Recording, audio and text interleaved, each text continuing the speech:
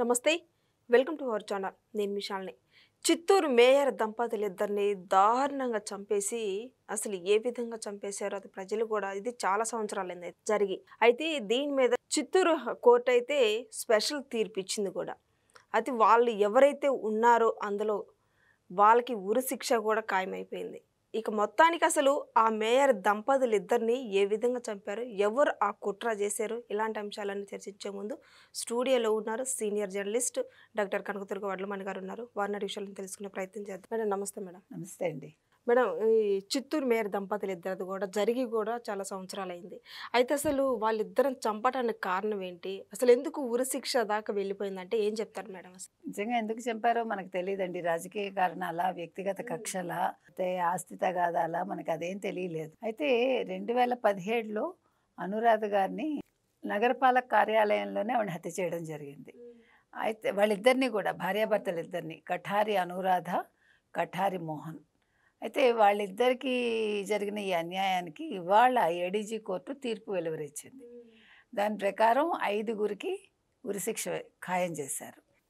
A1గా Chandrasekhar alias Chintu, A2గా మీకు Venkatachalapathi, A3 Jayaprakash Reddy, A4 Manjunath, A5 Venkateswara మీద నేరం రుజువైంది. అయితే మీకు నవంబర్ 17 జరిగింది. అంటే ఆల్మోస్ట్ ఈ 17కి 10 సంవత్సరాలు అవుతుంది. నవంబర్ 17కి. సో 10 సంవత్సరాలు పట్టింది ఈ కేసు తీర్పు వెలువరించడానికి. మొత్తం 22 మందిని అరెస్ట్ చేస్తే 22 మందిలో 16 మందిని నిర్దోషులుగా ఇవాళ కోర్టు వెలువరించింది. వాళ్ళు నిర్దోషులని వాళ్ళని విడుదల చేయమని చెప్పింది. అయితే ఈ 5గురు మాత్రం ఈ నేరంలో భాగస్వాములు అయ్యారు.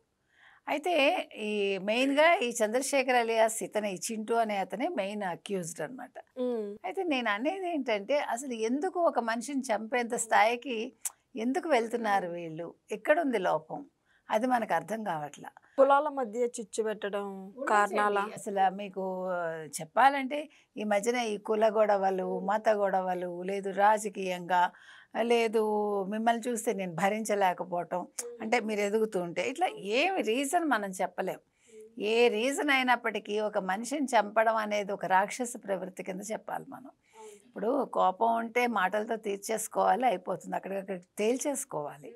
అంతేగాని అన్యాయంగా చంపేసి వాళ్ళు కూడా ఆలోచించుకోవాలి కదండి.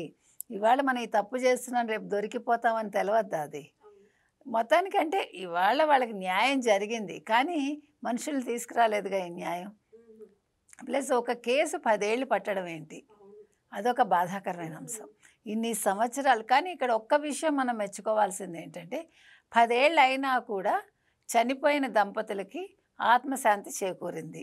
అంటే ఒక న్యాయం జరిగింది. వీళ్ళకి మరణశిక్ష పట్టడం వల్ల ఇవాళ ఆ కేసు ఒక కొలిక్కి రావడం ఒకటే కాకుండా పోన్లే న్యాయం దొరికింది, న్యాయం జరిగింది.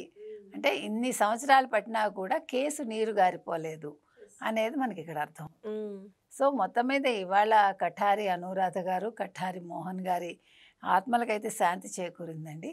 అయితే వీళ్ళు మళ్ళీ ఫర్దర్గా అప్పీల్కి వెళ్తారేమో మనకి తెలియదు. మళ్ళీ ఆ కేసు ఎంతకాలం పడుతుంది, నిజంగా ఉరిశిక్ష ఎప్పుడు అమలు చేస్తారు అని. అంటే ఉరిశిక్ష అమలు అవుతుందా లేదా అని చాలామంది సందేహాలు కూడా వ్యక్తం చేస్తున్నారు. అది మనకి తెలియని అంశం అది. అయితే నేను అనేది ఏంటంటే అసలు ఇంత కఠినంగా వాళ్ళు ఉన్నందుకు ఉరిశిక్ష ఏమీ తప్పు లేదని నా ఉద్దేశం. అంటే ఒక మనిషిని చంపితే ఆ మనిషిని చంపాలా అంటే అన్యాయాలు వాళ్ళు ఆలోచించినప్పుడు కోర్టు కూడా కరెక్ట్గా తీర్పిచ్చినట్టేగా. కోర్టు ఆలోచించే కదా తీర్పిస్తుంది. వాళ్ళేమి ఎవరి వైపు ఒక సైడ్స్ తీసుకుని అయితే చెయ్యరు. సో ఆ రకంగా చూసినప్పుడు ఈ తీర్పు న్యాయబద్ధంగానే మనకు అనిపిస్తోంది. అసలు నేను ఎప్పుడు చెప్తా, సౌదీ అరేబియాలో లాగా మనకు శిక్షలు ఉంటే అక్కడికక్కడే కన్నుకు కన్ను పన్నుకు పన్ను అన్నట్టుగా ఆ రోజే అసలు ఈ కేసుకు ఒక కొలిక్కి వచ్చేయాలి. అందుకే ఎన్కౌంటర్స్ అనేవి, అందుకే ఎన్కౌంటర్స్ కొన్ని సందర్భాల్లో తప్పు లేదని అనిపిస్తుంది మనకి. నిజంగా తప్పు చేసిన వాడు ఎదురుగుండా ఉంటే వాడిని మనం ఉపేక్షించకూడదు. అవును, అవునా కాదా? అంత వాళ్ళు ఇంకెవరినైనా కూడా చంపచ్చు కదా. ఈ 10 ఏళ్లలో వీళ్ళ మీద కేసులు లేవని ఏంటి మనకేం తెలుసు? ఈ ఒక్క కేసే అని అనుకోవడానికి లేదు. ఒక మనిషిని అంత క్రూరంగా చంపగలిగినప్పుడు వాళ్ళ క్రూర ప్రవృత్తి అనేది మనకు బయటపడుతుంది. సో ఏది ఏమైనా ఇవాళ ఒక మంచి తీర్పు వచ్చిందండి. ఈ తీర్పు అమలైతే సంతోషించింది. Thank you madam. Thank you.